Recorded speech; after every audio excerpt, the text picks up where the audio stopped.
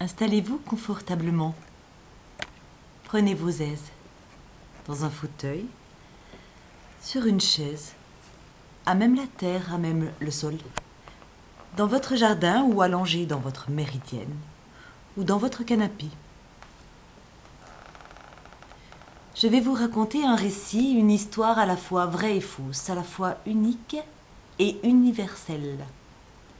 Elle parle de l'amour, de l'agapé, de l'affection, de l'amitié, de la trahison. Elle commence maintenant. Et nous vient de loin, de très loin, façonnée par moultes histoires, racontées puis écrites, écrites et re-racontées, transformées sans doute par la complexité de la pensée humaine. Voici cette histoire.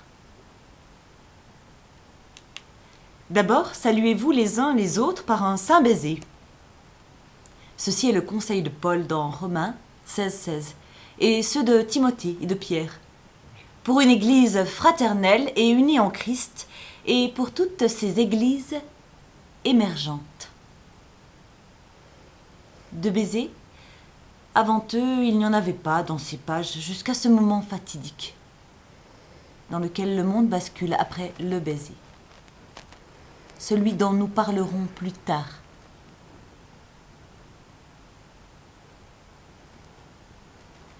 Rapprochement et éloignement. Voyons ces images de baisers qui nous ont marqués. Celui que Gustav Klimt a peint par exemple. Il s'agit d'un grand format, dans les vastes salles bien éclairées du musée Belvédère à Vienne.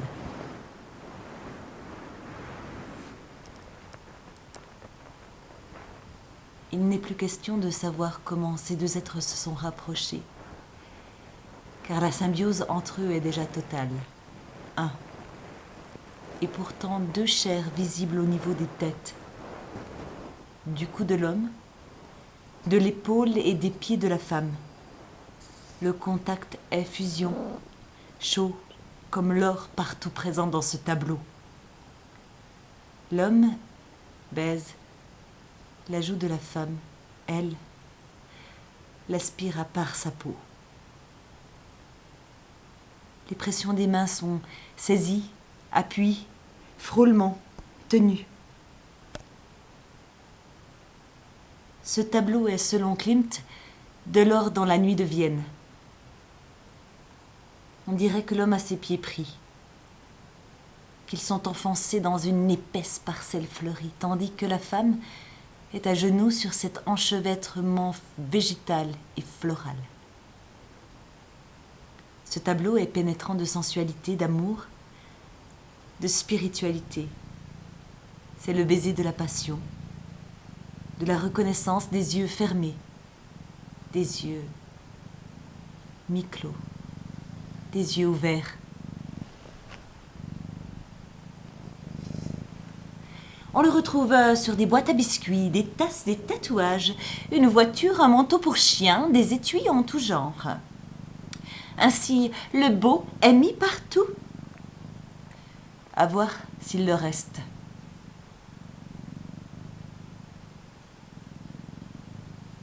Dans les images à convoquer, il y a aussi les baisers au cinéma. Ceux des amoureux, noir-blanc, couleur. Filmés en travelling autour de ceux qui s'embrassent ou dans un fulgurant rapprochement en plan serré. Il y a les gestes lents, pesés, qui durent une éternité avant qu'enfin les bouches se rejoignent, et les mouvements fougueux qui se collent immédiatement ou esquivent en dernière minute. Le baiser, un enchantement, une parenthèse hors du temps, un état de béatitude, d'extase, de lévitation, d'ascension, de Pentecôte, ou un désenchantement complet. Une expérience à renouveler dès que possible. Ou à vérifier, à revoir, oui, éventuellement.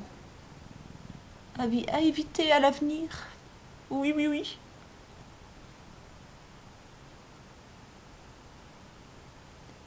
Et l'histoire continue pour nous changer et se changer. Embrasse-moi, et le mauvais sort sera aboli. Je retrouverai ma forme première, dit la grenouille à la jeune fille à la balle d'or. Embrasse-moi, sur la joue, sur les lèvres, sur le front. Dis-moi si ce signe est affection, simple protocole, réflexe. Si ce signe est salutation ou réelle reconnaissance, marque d'amour ou de haine.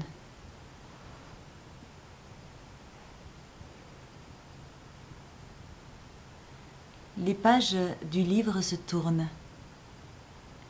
L'Évangile se raconte et Luc mentionne ce passage dans lequel la pécheresse touche Jésus, avec ses cheveux autour de ses pieds qu'elle enroule, avec ses baisers sur eux, avec des larmes pour mouiller ses plantes, ou son plat, ou son dessus de pied, et puis l'essuyer encore avec ses cheveux.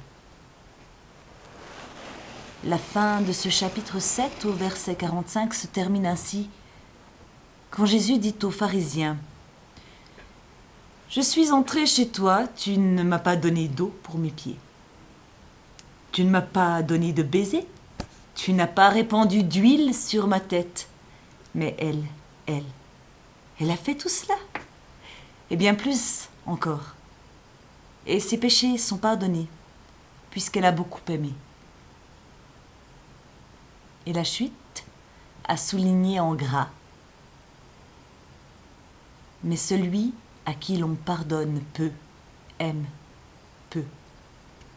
Celui à qui l'on pardonne peu, aime peu. De quoi nous donner à cogiter et du baume au cœur aussi, pour poursuivre notre aventure de vie. Je termine ce récit en remontant les pages. Après l'amour que Jésus a reçu, après les marques d'affection qui lui ont été données, après les mots doux qu'on lui a dit et qu'il a dit, est venu le moment fatidique du baiser qui scelle son destin. Troublant d'aimer et de haïr à la fois, troublant aussi d'embrasser son ami pour le trahir. Un sceau sur sa joue. Une ruse pour qu'il le reconnaisse. Et Jésus, comme nous encore aujourd'hui, anéanti par cet acte, disant « Judas, c'est par un baiser que tu livres le Fils de l'homme ?»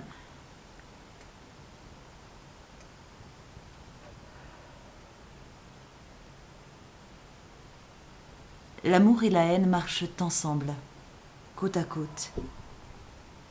Il est nécessaire d'apprendre à les distinguer l'un de l'autre et de pratiquer sans modération le baiser de l'amour sans ambiguïté.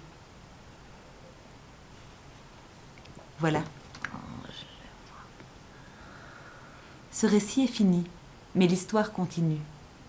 La vôtre, celle dont vous êtes l'héroïne, le héros.